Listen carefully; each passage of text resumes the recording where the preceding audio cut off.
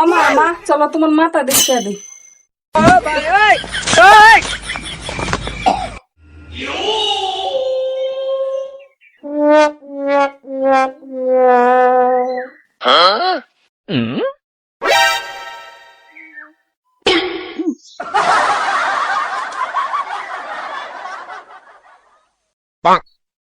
Yeah, boy.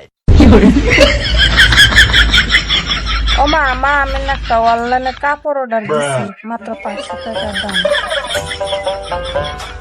500 টাকা থেকে 1000 টাকা দাম হোগা এর লেগে তো আমার একটা আদর।